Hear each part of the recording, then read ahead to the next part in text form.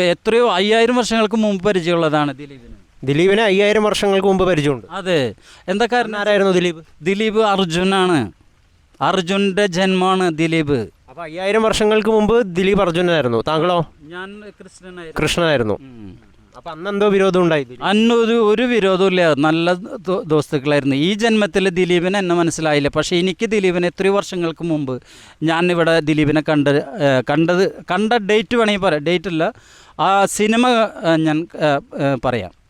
ഇഷ്ടം എന്ന സിനിമ തൃശ്ശൂർ ചെമ്മാപ്പള്ളി സ്ഥലത്താണ് അവിടെ അഭിനയിക്കാൻ വന്നത്. ആ സമയത്ത് എനിക്ക് SD ഒരു ബുള്ളറ്റ് ബൈക്ക് ഉണ്ടായിരുന്നു. ആ ബൈക്കിലാണ് ഞാൻ അവിടെ ചെമ്മാപ്പള്ളിയിൽ ഒരു വർക്ക്ഷോപ്പ് ഇട്ടിട്ട് ഇരിക്കുന്ന സമയത്ത് എന്നോട് പറഞ്ഞു, എവിടെ 2-3 നടന്മാരൊക്കെ വരുന്നുണ്ട്, കാണാൻ പോകണില്ലേന്ന് ചോദിച്ചു. അപ്പോൾ ഞാൻ പറഞ്ഞു, ദിലീപ് വരുന്നുണ്ടോ എന്ന് ചോദിച്ചു. ദിലീപ് ഉണ്ടെന്ന് പറഞ്ഞു. ദിലീപ് ഉണ്ടെന്ന് പറഞ്ഞപ്പോൾ ആണ് ഞാൻ ആദ്യമായിട്ട് ഒരു നടനെ കാണുന്നത് എൻ്റെ ജീവിതത്തിൽ.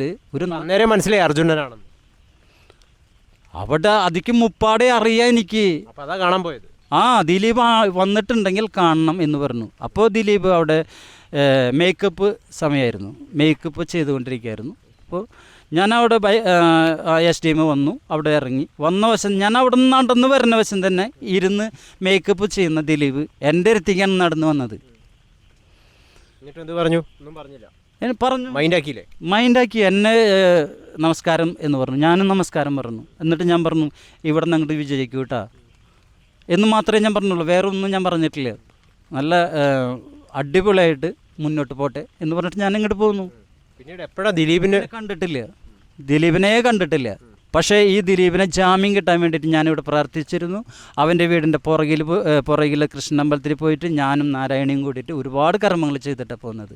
അതുകൊണ്ടാണ് ഇപ്പോൾ ദിലീപിന് ഇപ്പോൾ ഇങ്ങനെ പുറത്തിറങ്ങി നടക്കുന്നത്. ദിലീപിനെ ചെയ്തതെന്ന് വെച്ച് കഴിഞ്ഞാൽ, ദിലീപ് ഒരു സിനിമയിൽ പോലീസ് സ്റ്റേഷനിലാണ് പ്രസവിച്ചത്.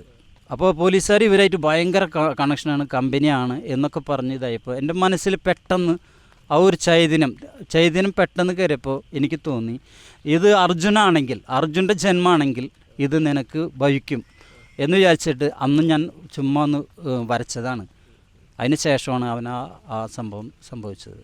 അത്രയും നാൾ കിടക്കേണ്ടി വന്നത്. അത് എന്നോട് ചൈതന്യമാണ്, ശക്തിയാണ്, ഓരയുടെ ശക്തിയാണ് എൻ്റെ ശരീരത്തിൽ. ഇപ്പം ജയിലിൽ കിടക്കേണ്ടി വന്നിട്ടുണ്ടെങ്കിൽ അതിൽ താങ്കളുടെ ശക്തി കൊണ്ട് മാത്രമാണ്. തീർച്ചയായിട്ടും. കാരണം വെച്ച് കഴിഞ്ഞാൽ അർജുനാണെങ്കിൽ തീർച്ചയായിട്ടും അത് സംഭവിക്കും എന്നുള്ളതാണ് എൻ്റെ മനസ്സിൽ അന്ന് പറഞ്ഞത്. അത് തന്നെയാണ് സംഭവിച്ചുകൊണ്ടിരിക്കുന്നത്. ഇനി മോഹൻലാലിൻ്റെ ഒരു അവസ്ഥ, ഇനി ദിലീപ് വന്ന് എന്നോട് കാക്കിൽ മാപ്പ് പറയാതെ, ഇനി ദിലീപ് മാപ്പ് പറയാതെ ഒരു രക്ഷയില്ല.